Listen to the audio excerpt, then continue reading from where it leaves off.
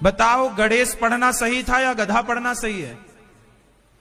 पहले गा से गणेश था तो गणेश जैसी बुद्धि वाले बच्चे थे, अब गा से गधा तो गधों टाइप की बुद्धि वाले बच्चे हैं। गा गधे का, गा से गधा, तब गधा ही होगा, गणेश कैसे हो जाएगा? पहले पढ़ाते थे मां मंदिर का, फिर मां मछली का पढ़ाने लग गए। तो मां मछली का पढ़ेंगे तो मछली वाले बनेंगे, मछली खाएंगे। मां मंदिर का भूल गए, मांसाहारी हो गए। अंडा ये क्यों खाने लगे भैया? मां मछली का पढ़ पढ़ के। मां मंदिर का पढ़े होते तो नहीं खाते, हाँ या ना? तो हमारी जो शिक्षा पद्धति है यदि वो स्ट्रांग हो जाए आज, तो हमारे देश में टैलेंट की कमी नहीं है। हमारे देश के बच्चे ही आज दुनिया में इतिहास रच रहे हैं। चाहे दुनिया में आप घूम कर देख लो, बड़ी बड़ी कंपनियों के जो सीईओ हैं वो भारतीय हैं। गूगल के सीईओ सुंदर पिचई भारतीय हैं। और कितनी भी कंपनियां हो, आप अमेरिका में चलने वाली कंपनियां, इंग्लैंड में, और तो छोड़ो, इंग्लैंड का जो प्रधानमंत्री है वो भारतीय है। इंग्लैंड के जो प्रधानमंत्री वर्तमान में वो भारतीय है। तो भारत के पास टैलेंट की कमी नहीं रही है। भारत का आदमी गद्दार नहीं रहा कभी। वो जिसके पास रहा है ईमानदारी से कार्य किया है। चतुराई ज्यादा हमने कभी सीखी ही नहीं, ईमानदारी सीखी है बाप दादों से कि भैया ईमानदारी की रोटी खाएंगे। बेईमानी होती तो इंग्लैंड का प्रधानमंत्री भारतीय है, क्या नहीं हो सकता? पूरी कमान उसके हाथ पर, लेकर नहीं ईमानदारी। तुम भले हमारे देश में घुस के चोरी की हो, पर हम तुम्हारे यहां तुम्हारे साथ गलत नहीं करेंगे। गलती करना, चोरी करना तुम्हारे संस्कार होंगे, हम भारतीयों के संस्कार नहीं है। हम किसी घर चोरी नहीं करते, हाँ या ना? फिर भारत बहुत योग्य है, शिक्षा पद्धति बढ़िया होनी चाहिए। मेरा एक सपना है, यदि ये सपना मैं आपको बताऊं और आप सहमत हैं या नहीं है वो आपकी मर्जी, लेकिन मेरा एक सपना है, मैं एक ऐसा भारत देखना चाहता हूं कि जिस भारत में हमारे भारत के बच्चे पढ़ने के लिए नोट कीजिए से, भारत के बच्चों को पढ़ने के लिए विदेशों में ना जाना पड़े। हमारी शिक्षा प्रणाली पद्धति इतनी स्ट्रांग हो कि पूरी दुनिया पढ़ने के लिए भारत आए, ना कि भारत को कहीं पढ़ने के लिए। काम करने जाओ, बिजनेस करने जाओ, लेकिन पढ़ने के लिए हमारी परंपरा, जो भारतीय परंपरा, भारतीय शिक्षा प्रणाली रही। भारत की शिक्षा से श्रेष्ठ शिक्षा कुछ भी नहीं थी, कुछ भी नहीं है। और कुछ जिनके पास गीता है, वो गीता वाले लोग दूसरों से कहें भैया हमें पढ़ाओ। तुम्हें कोई क्या पढ़ाएगा?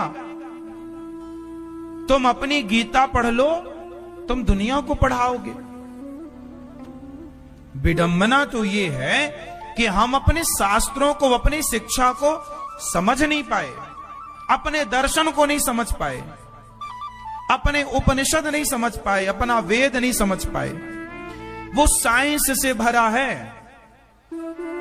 बात तो ये है ना कि दूध ज्यादा हेल्दी या शराब ज्यादा हेल्दी?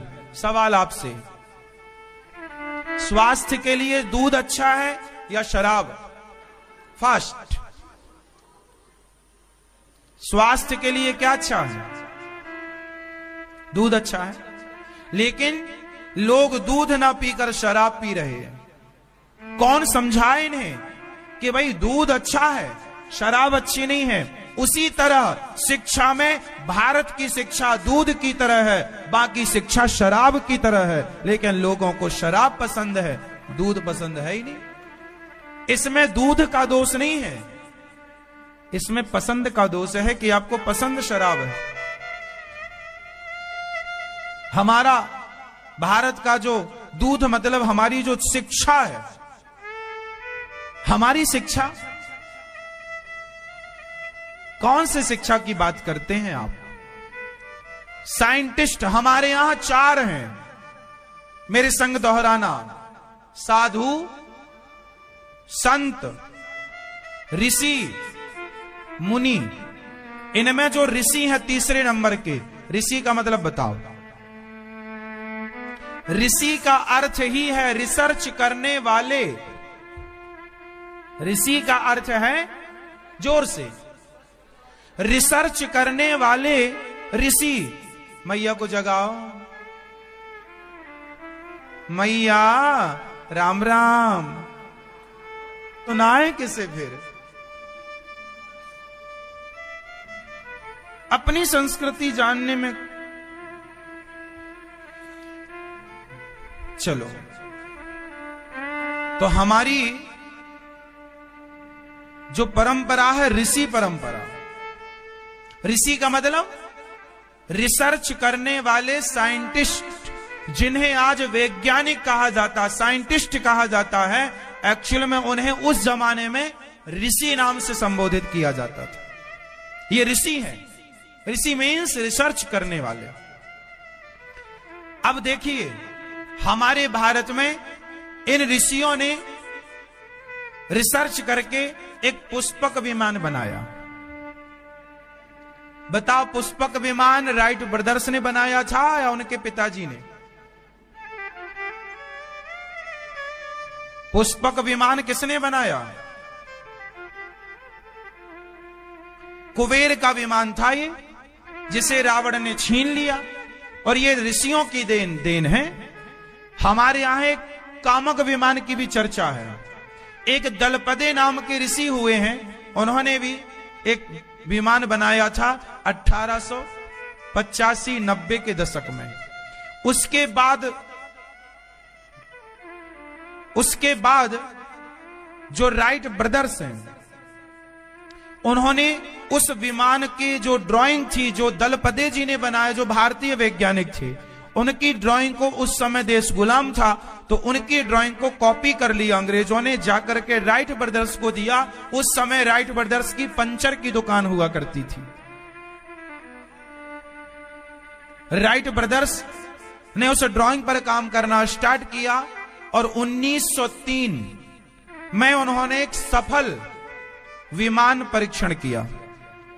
विमान को उड़ाया। विमान सफलतापूर्वक कब लैंड किया, कब उड़ा, पता है ना आपको? टेक ऑफ कब किया, कब लैंड किया? 1903 वो सन है, 1903 राइट ब्रदर्स ने। तो ये जो विमान आया इस संसार में, वो 1903 को आया, राइट ब्रदर्स ने बनाया। साइंस में ये पढ़ाया जाता है विमान के आविष्कारक कौन है, लिखना पड़ता है राइट ब्रदर्स।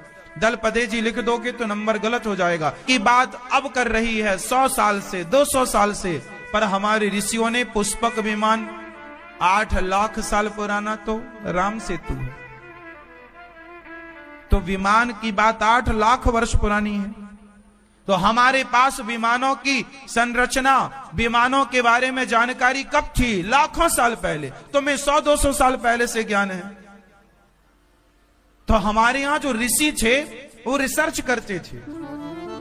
आयुर्वेद पर रिसर्च किया, ऑपरेशन पर रिसर्च किए, आदमी के धड़ पर बकरे का सिर जोड़ देना, आदमी के धड़ पर हाथी का सिर जोड़ देना। गणेश जी और दक्ष प्रजापति पर सफल परीक्षण किया भगवान शिव ने। बोलो हाँ, मेडिकल साइंस है या नहीं?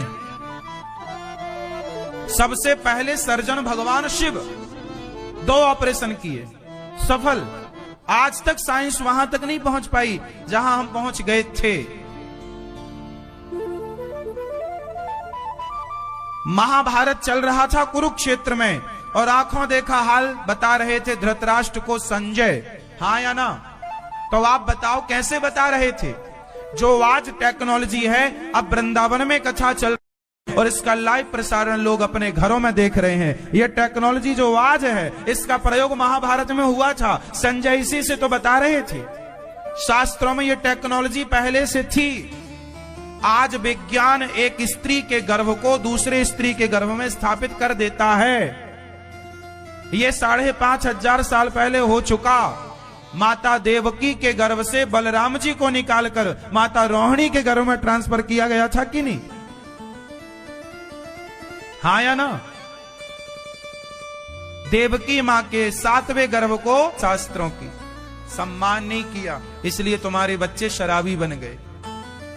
सम्मान करते तो आज दुनिया की बड़ी बड़ी रिसर्चें जापान, लंदन, अमेरिका ना कर रहा होता, सारी रिसर्चें भारत कर रहा होता। क्योंकि रिसर्च करने वाले ऋषियों को आपने इग्नोर कर दिया, उनकी बात, उनके रहस्यों को समझा नहीं, उनकी गंभीरता पर विचार नहीं किया, अपने आप को होशियार करार दे दिया, तो ना घर के रहे ना घाट के रहे।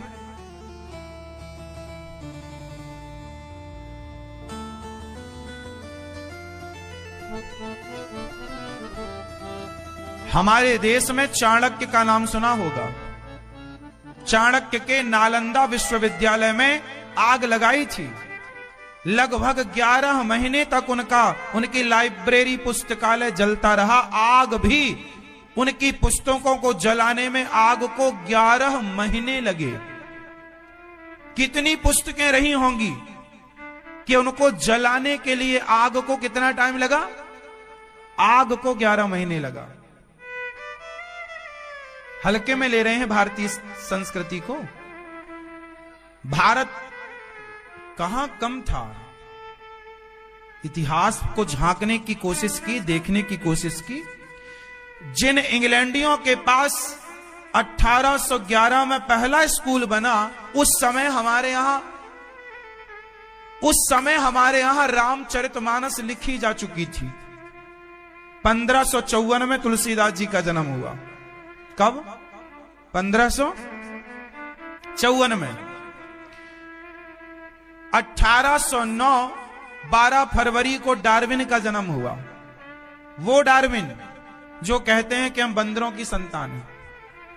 डार्विन के पिता पैदा नहीं हुए थे तब तुलसीदास जी ने रामचरितमानस समर्पित कर दी थी दुनिया को।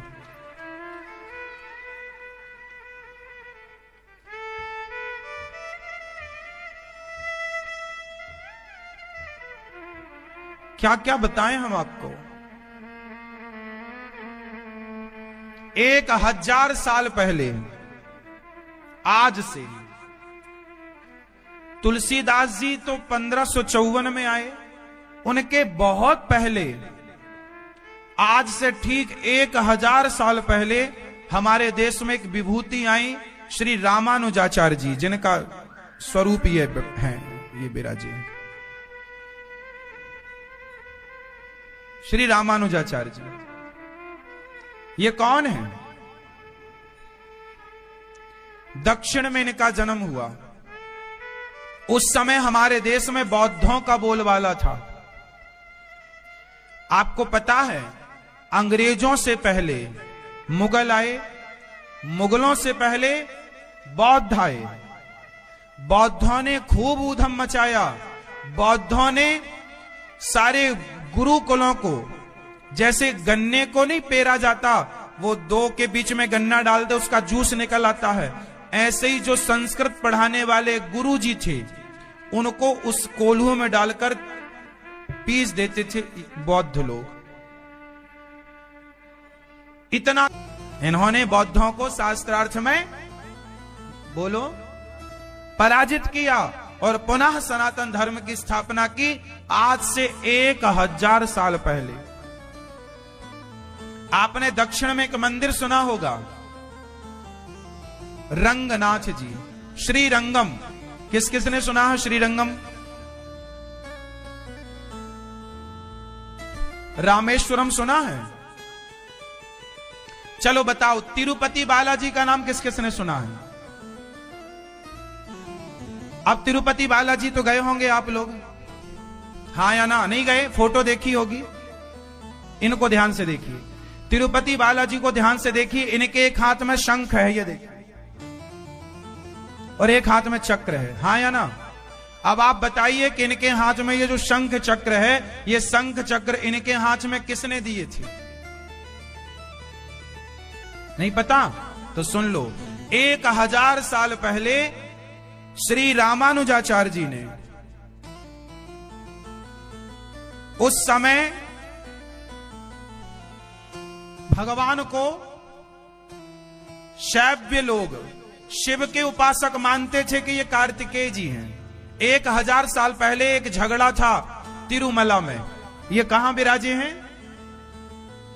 ये कौन से पर्वत पर विराजे हैं भगवान? तिरुमला पर्वत, मदुरई के पास। दक्षिण में एक मदुरई करके बड़ी जगह है, मदुरई से जाया जाता है तिरुमला। तिरुमला में तिरुपति बालाजी विराजे। 1000 साल पहले एक विवाद हुआ भारत में तिरुपति बालाजी को लेकर। कुछ लोगों ने कहा कि ये कार्तिकेय जी हैं, ये शिव जी के पुत्र हैं। तो किसी ने कहा नहीं, चतुर्भुज हैं, ये तो भगवान नारायण हैं। मूर्ति वहां थी, परंतु ये विवाद था कि इन्हें नारायण माना जाए या कार्तिकेय जी माना जाए।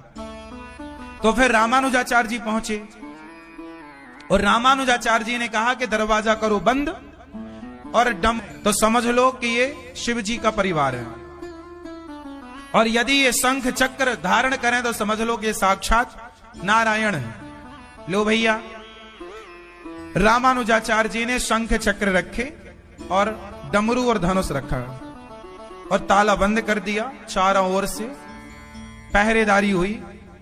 सवेरे जब पट खोले गए, भगवान पर छोड़ दिया गया कि आप परिचय दो कि आप कौन हैं। आप नारायण हैं तो शंख चक्र धारण करो, और आप यदि शिव हैं, कार्तिकेय हैं, तो आप वो अपने चिन्ह धारण करो। पट बंद किए गए, सवेरे पट खोला गया तो सबने देखा कि भगवान ने अपने हाथों में शंख चक्र धारण कर रखा है। तो आपको बताऊं, तिरुपति बालाजी को शंख चक्र प्रदान करने वाले श्री रामानुजाचार्य जी हैं। उन्हीं रामानुजाचार्य जी की परंपरा से यह दास अनिरुद्ध है। इन्हीं रामानुजाचार्य जी की परंपरा से यह दास अनिरुद्ध है। हमारी परंपरा रामश्री संप्रदाय है हमारी। श्री मतलब माता लक्ष्मी। उसी परंपरा में 1000 साल पहले आप आए, बौद्धों को पराजित किया, और फिर जब इनका शरीर पूरा हुआ तो इनके शिष्य ले जाकर के इनको समाधि देने लगे। तो रंगनाथ भगवान का नाम किस किसने सुना है? इस धरती, इस भारत, अब आपसे एक सवाल पूछ लूं, कभी आपने इस इतिहास में भी यह सवाल ना पढ़ा होगा आपने। उत्तर तो छोड़ो, प्रश्न ही नहीं पता आपको। मैं एक प्रश्न देता हूं, उत्तर तो आप दे देना, हम देंगे अभी आपको।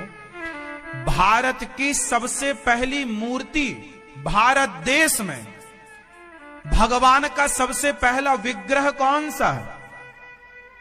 कोई आपसे सवाल करे कि भारत के इतिहास में सबसे पहला विग्रह कौन सा है? विग्रह मीन्स पहला विग्रह, मूर्ति। सबसे पहला भारत का, पूरे भारत में सबसे पहला विग्रह कौन है? तो क्या उत्तर होगा? कौन है बताओ? रंगनाथ भगवान। भारत के प्रथम विग्रह कौन? रंगनाथ भगवान। रंगनाथ का दर्शन आपने किया? नहीं? गूगल पे डालना रंगनाथ जी। रंगनाथ भगवान आज भी श्रीरंगम में है। श्रीरंगम बहुत विशाल मंदिर है, आपको ऐसे देखना पड़ेगा उस मंदिर को, बहुत विशाल। मैं गया वहां पर, शेष भगवान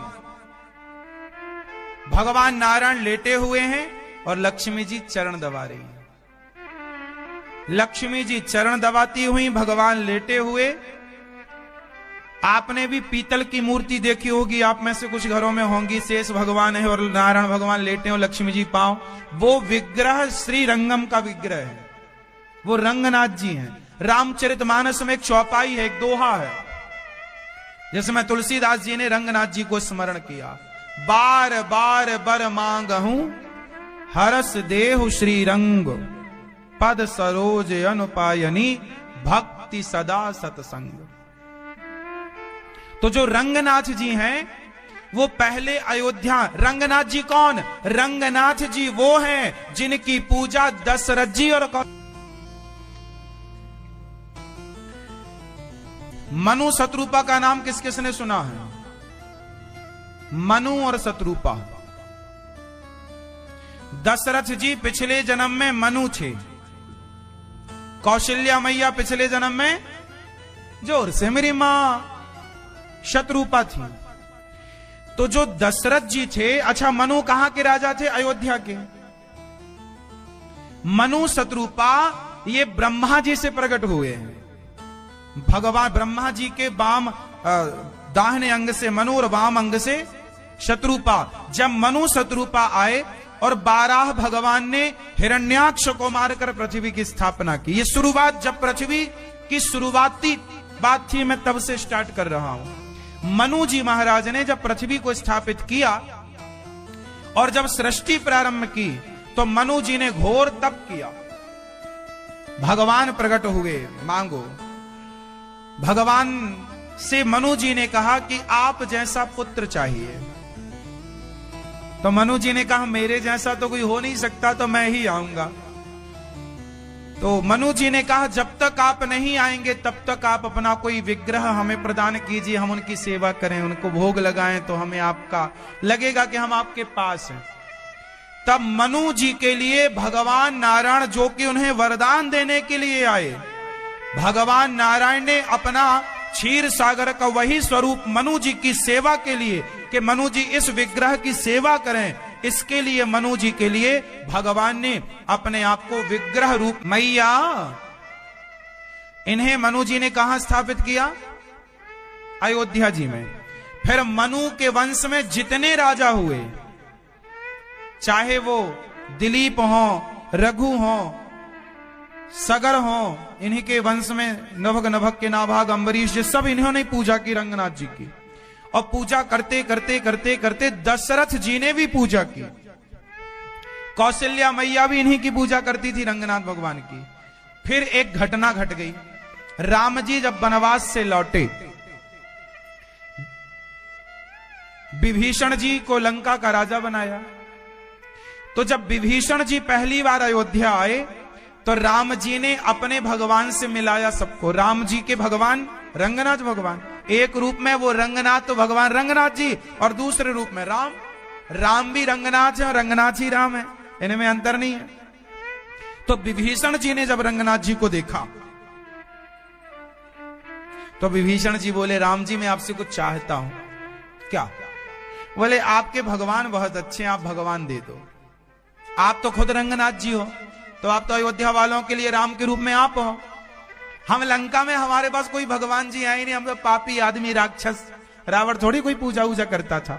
अब आप हमें अपने भगवान दो। राम जी बोले ले जाओ। विभीषण जी रंगनाथ भगवान को लेकर चले, पर भगवान राम ने कहा कि इन्हें बीच में कहीं रखना मत। अब विभीषण जी चलते, अयोध्या से चले लंका की ओर, और लंका की ओर चलते चलते चलते चलते चलते अब ये माया थी भगवान की, उन्हें जोर से आई, कंट्रोल नहीं हुआ, तो वो भूल गए ये बात कि इन्हें रखना नहीं है। माया थी भगवान की, उन्होंने भगवान जी को वहां रख दिया और गए। और जब वहां से लौटे आचमन करके और भगवान को उठाए तो भगवान उठे ही ना। अब विभीषण जी ने पूरी जान लगा ली, पर भगवान हिलने को तैयार नहीं। विभीषण जी बोले प्रभु क्या अपराध हुआ? भगवान बोले कहा था ना कि हमें बीच में कहीं रखना मत, अब रखे हो तो हम यहीं रहेंगे। और सुनो, विभीषण जी बोले वे लंका कैसे चलोगे? भगवान बोले सुनो, हमारा मुंह लंका की तरफ है, तुम लंका से रोज यहां आकर पूजा कर लिया करो, और मैं अब यहीं रहूंगा। मैं अपना भारत छोड़ के कहीं नहीं जाऊंगा, मैं अपने भक्तों को छोड़ के नहीं जाऊंगा। तो अयोध्या से भगवान रंगम चले गए, पर रंगनाथ भगवान का मुंह दक्षिण की तरफ है, लंका की तरफ। आश्चर्य मानेंगे, जैसे मैहर में आपने सुना होगा आला ऊदल आज भी पूजा करने आते हैं। आला उदल को सुना आपने? नहीं। जैसे मैहर में आला उदल आज भी पूजा करने आते हैं, उसी तरह जैसे निधि वन में आज भी भगवान रास रचाते हैं, उसी तरह रंगनाच भगवान की पूजा सबसे पहले आज भी विभीषण जी लंका से आकर करते हैं नित्य। इस धरती के सबसे पहले विग्रह भगवान रंगनाथ जी।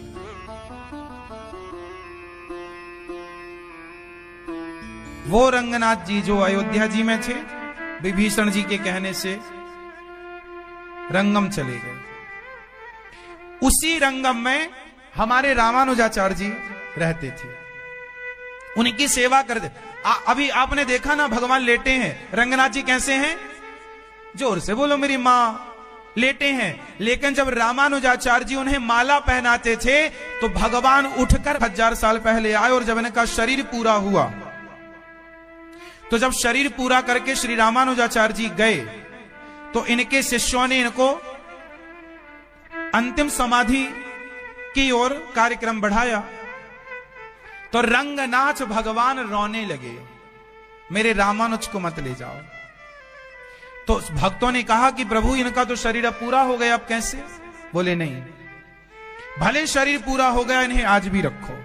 आश्चर्य मानो आप, बताओ किसी का मरा हुआ शरीर, अनुजाचार्य जी को शरीर पूरा किए, आज भी उनका मृत शरीर, आज भी उनका शरीर रंगम जी में सुरक्षित रखा है। ये देखो उनका शरीर, ये प्रत्यय ओरिजिनल शरीर है इनका, रामानुजाचार्य जी। टीवी पर आप देखिए, ये ओरिजिनल शरीर काला पड़ गया है, हाथ की मुद्रा इस तरह से है।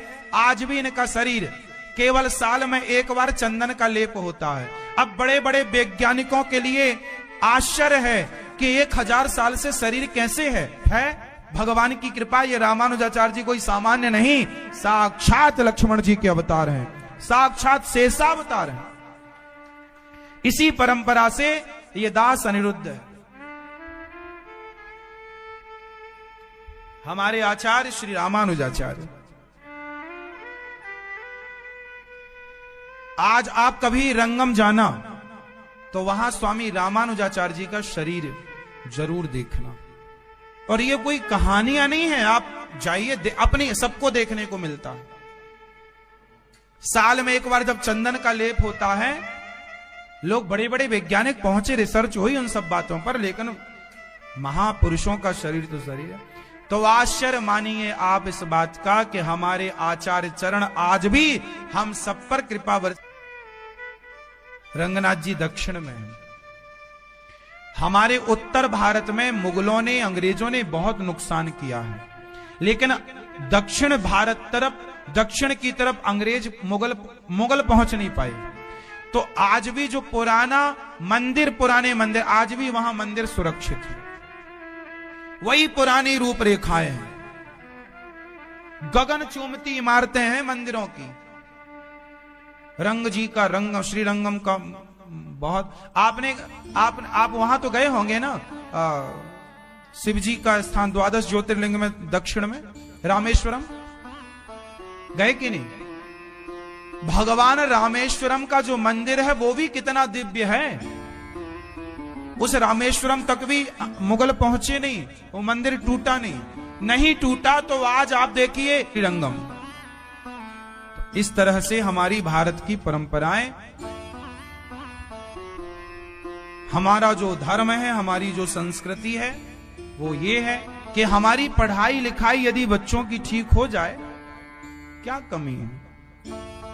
तो मेरा एक सपना है कि भारत में दुनिया पढ़ने आए, भारत को पढ़ने के लिए कहीं किसी का द्वार खटखटाने की जरूरत ना हो। कितने लोग मेरे इस विचार से सहमत हैं कि भारत में पढ़ने दुनिया आए, भारत को पढ़ने के लिए कहीं जाने की जरूरत ना पड़े? सहमत हैं आप? अब अंडा तो नहीं खाओगे आप? अच्छा वो गए, आप दया करो, जीने दो उसको बेचारे को।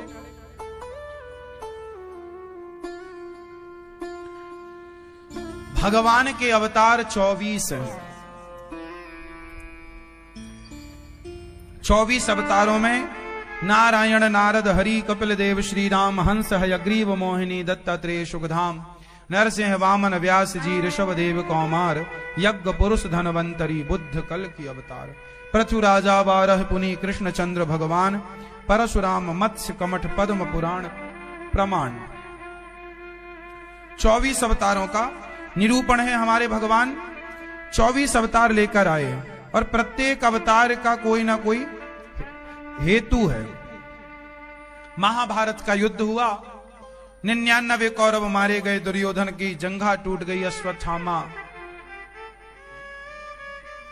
द्रौपदी के 5 बच्चों को मार दिया।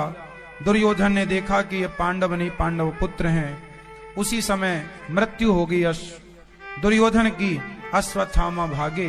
द्रौपदी को पता चला मेरे बच्चे, द्रौपदी के कितने बेटे थे?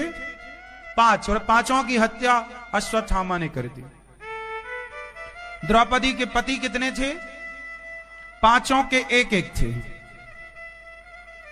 अच्छा, द्रौपदी के 5 पति थे, तो फिर ये कैसे पॉसिबल है कि एक स्त्री के 5 पति हो जाए?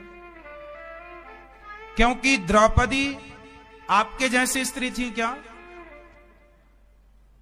द्रौपदी का जन्म कहां से हुआ है? जोर से मैया बताओ मेरी मां, द्रौपदी का जन्म कहां से हुआ? नहीं बता? हाँ, आपका जन्म मां से हुआ है, इसलिए आप योनिजा हैं। आप कौन हैं? योनिजा। योनि से प्रकट हुए हैं आप, लेकिन वो अयोनिजा हैं, वो अग्नि से प्रकट हुए। इसलिए द्रौपदी को एक वरदान था कि वो जब चाहे अपने को कुंवारी कर सकती हैं। इसलिए द्रौपदी का कार्यकाल था अपने एक पति के साथ लगभग 11 महीने का। वो 11 महीने अर्जुन के पास, फिर 11 महीने भीम के पास, फिर युधिष्ठिर जी, फिर नकुल सहदेव, ऐसा था। ये नहीं कि वो एक साथ 5 के साथ, नहीं, 11 महीने जब एक के साथ रहेंगी तो वो दूसरे को अपना देवर या अपना जेठ। तो द्रौपदी अग्नि से प्रकट हुई हैं, इसलिए उन पर सामान्य स्त्रियों के धर्म लागू नहीं होते। वो सामान्य स्त्री नहीं है। तो द्रौपदी के 5 पति से जो एक एक पुत्र उत्पन्न हुआ, वो 5 को अश्वत्थामा ने मार दिया। और द्रौपदी के सामने अर्जुन ने अश्वत्थामा को लाकर खड़ा कर दिया। द्रौपदी, तुम्हारा पुत्र जो था, 5 पुत्रों को जो मारने वाला हत्यारा अश्वत्थामा, ये खड़ा, जो दंड देना चाहो दे दो। द्रौपदी एक मां है, और मां समझती है कि यदि मेरे पुत्र नहीं रहे तो मैं कितनी दुखी हूं। उसी तरह जब द्रोणाचार्य जी तो रहे नहीं, इनके पुत्र को यदि मैं मरवा दूंगी तो इनकी जो मां द्रोणी है बहुत दुखी हो जाएंगी। और मां तो देखो, मां, अच्छा ये एक छोटा सा सवाल पूछूं मेरी मां, स्त्रियों को दुख देने वाला कौन है? स्त्रियों को स्त्रियां ही ज्यादा दुखी करती हैं या पुरुष ज्यादा दुखी करता है? इसका उत्तर हमें आप दीजिए कृपया करके, हमें पता नहीं इसलिए पूछ रहे हैं। स्त्रियों को दुख देने वाला कौन है, पुरुष या स्त्री को स्त्री? जोर से, जोर से।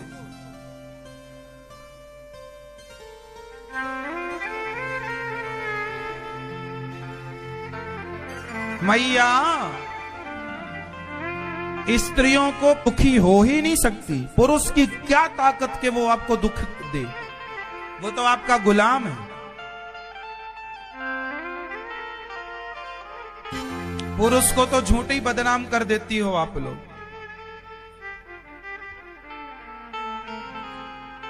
स्त्रियों को स्त्रियां ही दुख देती हैं, चाहे वो बहू के रूप में हो, चाहे वो सास के रूप में हो, चाहे वो जेठानी के रूप में हो, चाहे वो देवरानी के रूप में हो। हम लोग तो देखो, पुरुष लोग स्त्रियों को क्या कहते हैं? तू कितनी अच्छी है, और सास क्या कहती है, ये बहू कितनी गंदी है। और बहू है सास को, ये चुड़ैलन है।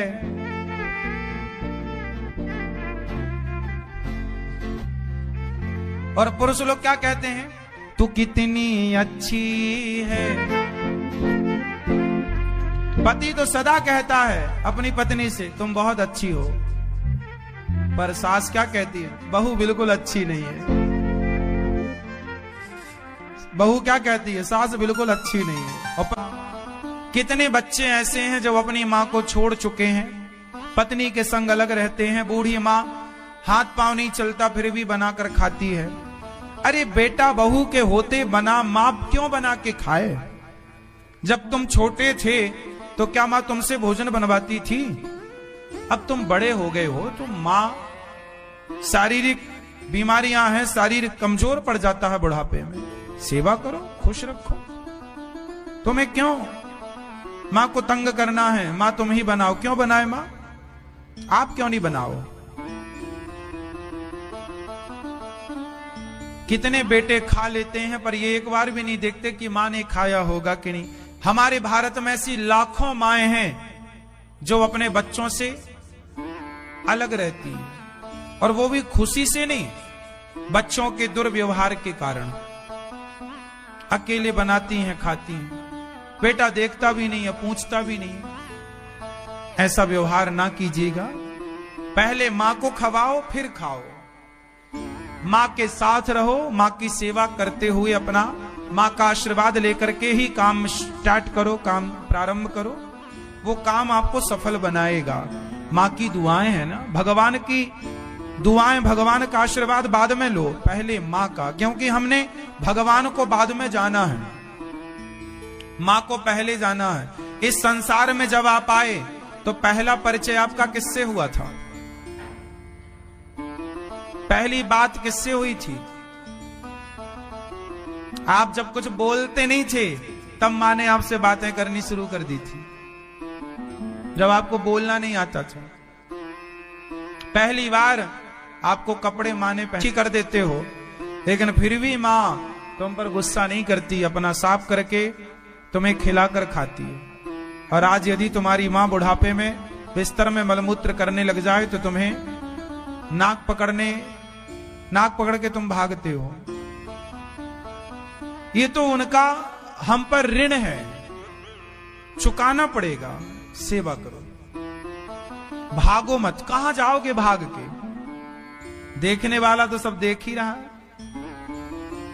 ये पूछा जाएगा आपसे कि तेरी मां ने तेरे लिए इतना कुछ किया, तूने उसके बुढ़ापे में क्या किया? कितने बच्चे अपनी माओ को घर से निकाल देते हैं। गौरी गोपाल आश्रम में ये वृद्धाश्रम बनाने की क्यों जरूरत थी? हमें वृद्धाश्रम बनाने का कोई शौक नहीं है, वृद्धाश्रम नहीं होने चाहिए। भारत का प्रत्येक बेटा और भारत की प्रत्येक बहू अपनी सास का और प्रत्येक बेटा अपनी मां का ख्याल रखे, तो बताओ फिर किस मां को वृद्धाश्रम जाना पड़ेगा? हम सब अपनी इंसानियत का परिचय दें। बेटा नहीं है तो बेटी सेवा कर ले, बेटा बेटी नहीं है तो समाज के अपने जो हैं परिवार में वो एक इंसान की सेवा इंसानियत के नाते कर सकते हैं। भाई तुम्हारी चाची के बेटा बेटी नहीं हुआ, या तुम्हारे परिवार में किसी के बेटा बेटी नहीं, अब वो महिला अकेली है और उसके पास कोई संपत्ति भी नहीं है। देखो, संपत्ति जिनके पास है उनकी सेवा करने वाले तो बहुत मिल जाएंगे, क्योंकि उन्हें इस बात का है कि भाई इनके बाद ये संपत्ति हम ले लेंगे। लेकिन जिनके पास संपत्ति नहीं है और बेटा बेटी नहीं है, उनकी सेवा यदि आप कर लें तो बताइए इससे बड़ी इंसानियत क्या होगी।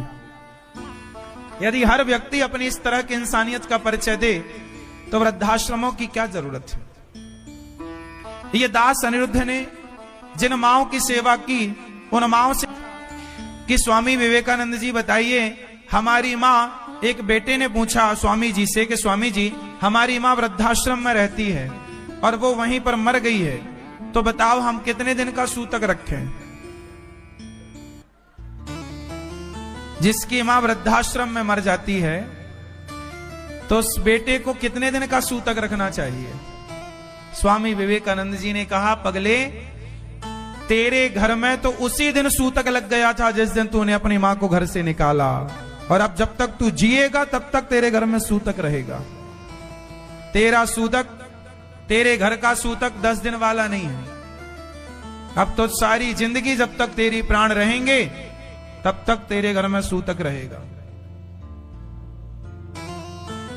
जो अपने घर से अपनी मां को निकाल देते हैं, जो मां बाप की सेवा नहीं करते, ऐसों के घर भोजन भी मत किया करो, क्योंकि ऐसों की रोटी खाओगे तो आपकी बुद्धि, जैसा अन्न खाओगे वैसे ही तो मन होगा।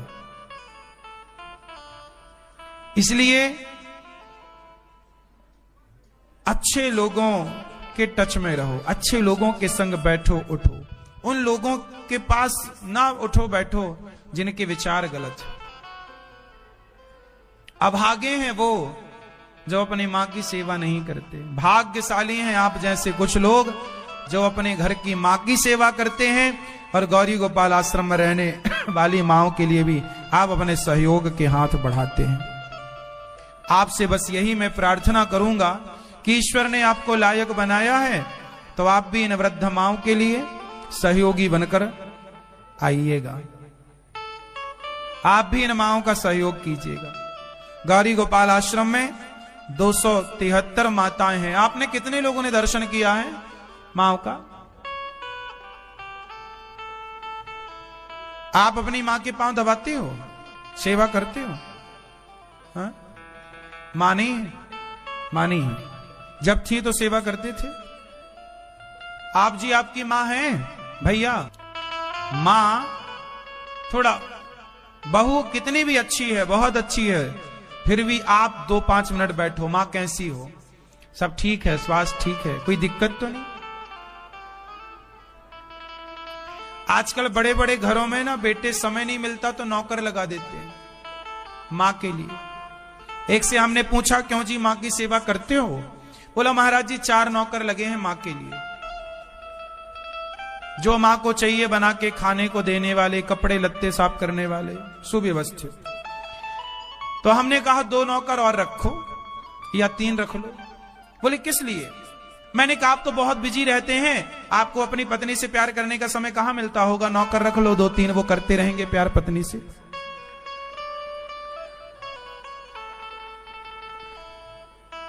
पत्नी से प्यार खुद करेंगे, और मां के लिए नौकर रखिए। नौकर कोई मनाही नहीं है, फिर भी आप व्यस्ततम जीवन से थोड़ा सा 5 मिनट निकालो, मां के चरणों में बैठो, मां के पांव दबाओ, मां के हाल चाल पूछो रोज।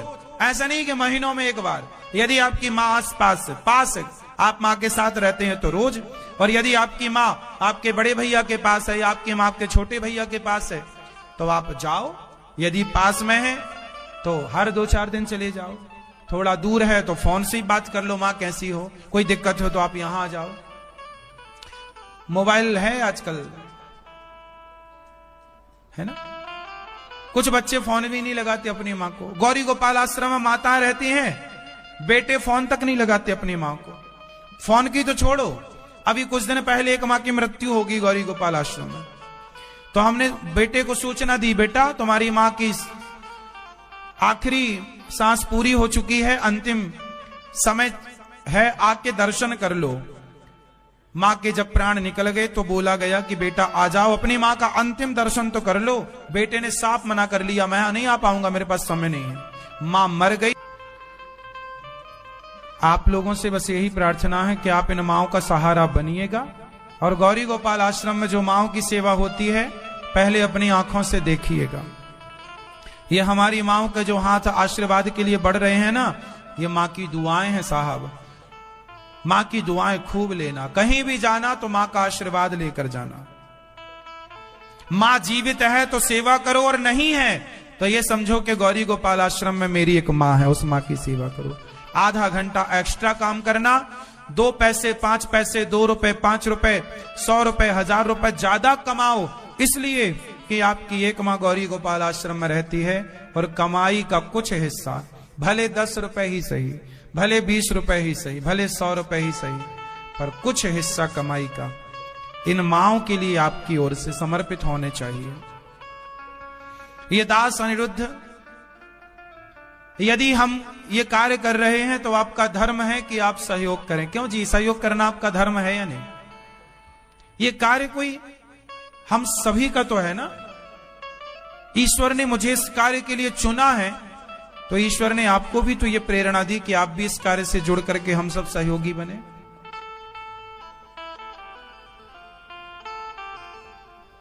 गिलहरी जब राम सेतु बना तो राम सेतु के निर्माण में हर बंदर भालू ने पत्थर डालकर योगदान दिया, लेकिन छोटी सी गिलहरी को लगा कि मैं बड़ा पत्थर तो नहीं उठा सकती, तो बेचारी बालू उठा उठा के डालने लग गई। वो अपने छोटे छोटे हाथ, गिलहरी को जानते हैं ना, गिलहरी ऐसे बैठ के खाती है, गिलहरी ऐसे बैठ जाएगी और ऐसे ऐसे खाएगी। वो गिलहरी छोटे छोटे हाथों में बालू भरती। अब गिलहरी के हाथ कितने से होते? इतने से हाथ होते हैं, इतने से हाथ होते हैं। दोनों हाथों में भरी और ले जाके राम सेतु के ऊपर। राम जी ने देखा, अरे गिलहरी क्या कर रही हो? गिलहरी ने आंखों में आंसू भरते हुए कहा, प्रभु मैं इतनी बड़ी कहां हूं कि मैं इतना बड़ा पत्थर आपके लिए लाके रखूं सेतु निर्माण में, पर आपके चरण बड़े कोमल हैं, ये नुकीले पत्थर चुभ ना जाए, तो मैं चाह रही हूं कि पूरे सेतु में मैं बालू बिछा दूं आपके लिए। डाला उसने 2-4 मुट्ठी ही बालू डाली होगी। राम जी ने उसे अपने हाथों में लिया और अपने हाथ उस गिलहरी के ऊपर फेरे ऐसे। आज भी आपने देखा होगा गिलहरी के ऊपर व्हाइट कलर के धारियां ऊपर, कहते हैं वो राम जी की उंगलियों के निशान हैं। जब राम पर उंगली फेरी तो गिलहरी के ऊपर वो उंगलियों के निशान, वो 3 धारियां। उस बाद भी उस गिलहरी को याद किया जा रहा है, क्योंकि उसने भी अपना योगदान राम जी की सेवा से जोड़ा। जो जिस लायक थी, तो गौरी गोपाल आश्रम में जो सेवाएं चल रही हैं, इन सेवाओं में आप यदि गिलहरी बनकर थोड़ा योगदान दें तो निश्चित जैसे आज तक उस गिलहरी को याद रखा गया, ऐसे भगवान आप जैसे दानवीर महापुरुषों को जरूर याद रखेंगे कि आपने भी भगवान के इस कार्य में, माओं की सेवा में, यहाँ की तमाम सेवाओं में आपने भी सहयोगी बनकर जिस लायक आप हैं आप दीजिए। हमारा और आपका योगदान क्या है? देने वाले कौन हैं? मैया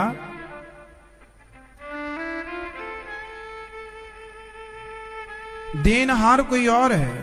कौन है ये?